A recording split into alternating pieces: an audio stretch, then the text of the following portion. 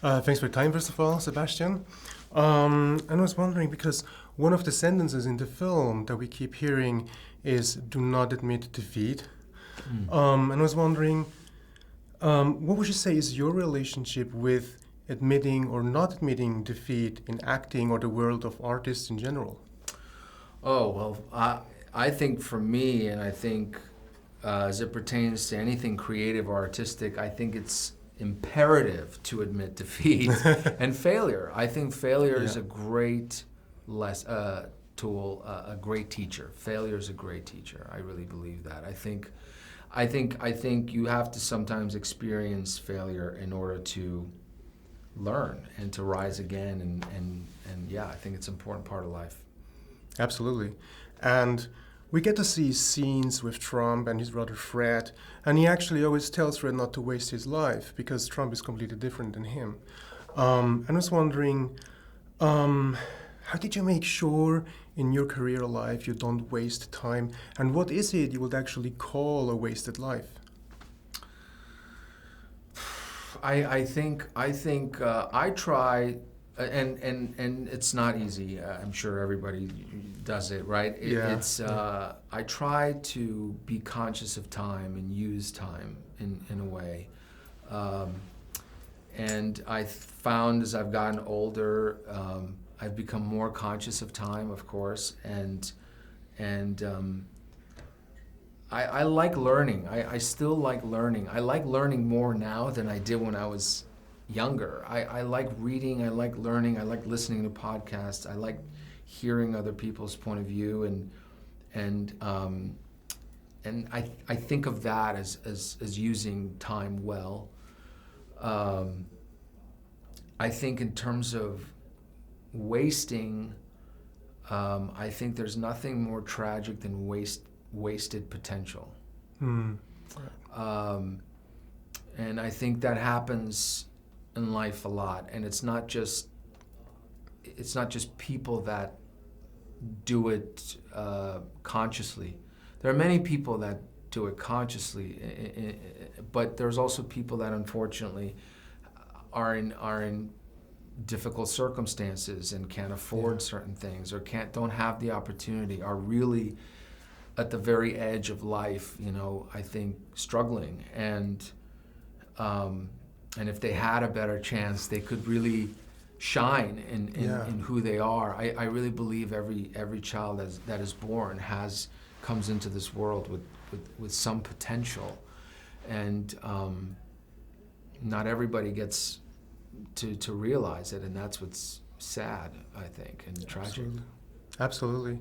And what about, that's a follow-up question to time, because Trump goes like, no one's ever built what I built at my age, and he doesn't really want to slow down. Even Roy tells him, and I was like, because you started out as a very young actor as well in Hollywood, I was wondering, did you ever feel like you were actually in a competition with time? I mean, yes and no. I think for me with acting, I've never really felt more at peace or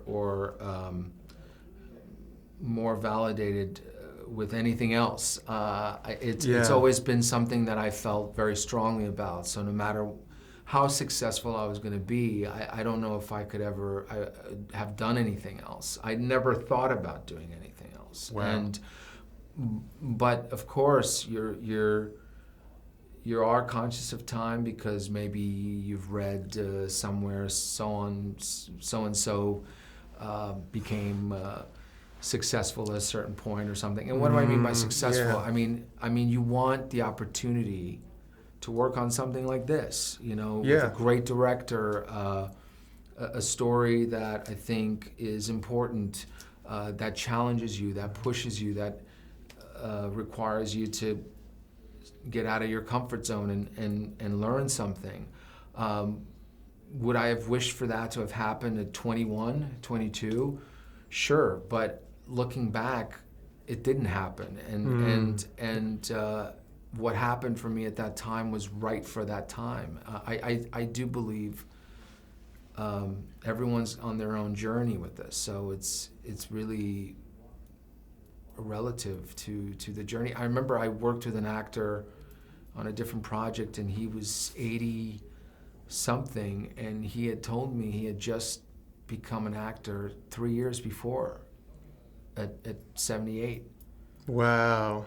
Yeah. And I asked him what he did before that, and he said he was a school teacher, and he'd done that enough, and then he decided finally that he was going to be an actor. So I don't know. It's like an unexpected journey. Like you never know when something's going to happen and how. I don't think we ever really do. Yeah. I think we try very hard to kind of control the outcome of situations, but right.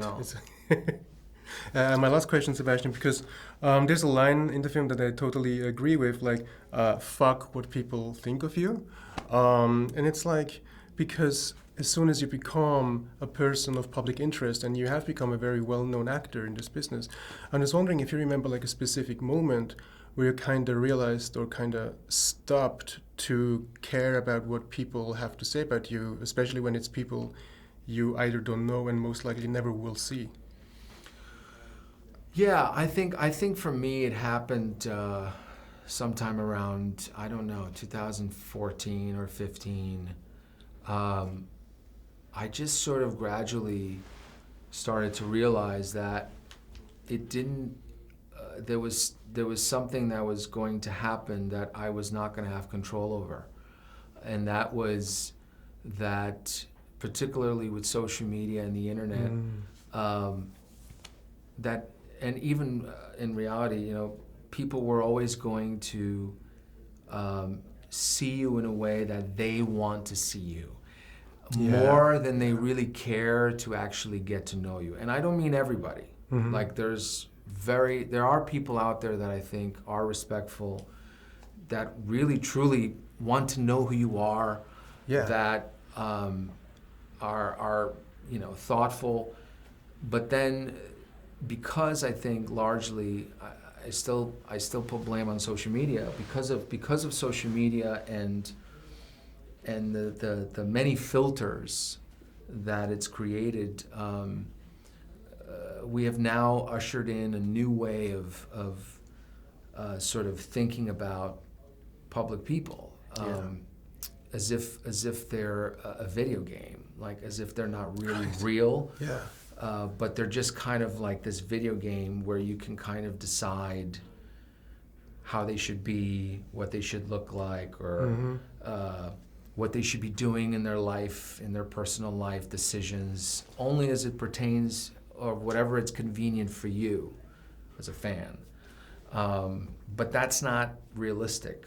And for a minute, I thought, you know, I was kind of like, wait a minute, this isn't right. This is not, that's not, where are all these crazy stories coming from? Like, this is not so far away from the truth. But then I realized it's not even worth paying attention to, because, and you can't. And I think whether you're in a public eye or not, I think you really cannot think about or worry about what other people think. It's just not about. You're never going to achieve anything worthwhile in life if you're trying to please everybody. It's just never going to happen. And you don't have to fuck everyone, but like, you know, tell everyone to fuck off. But you can say some things are worth my time and energy, and other things are not. Absolutely. And if somebody really cares about wanting to know the truth about somebody, they'll know it. They'll find it. It's just the problem is most people don't. Most people want their own truth. Absolutely. Seriously, Sebastian, thank you so much for your time and also for going deep with me. When I've seen the movie, I was like, when I heard, I don't care about the deep shit, I was like, I'm glad you were different. Oh, no, yeah, 100%.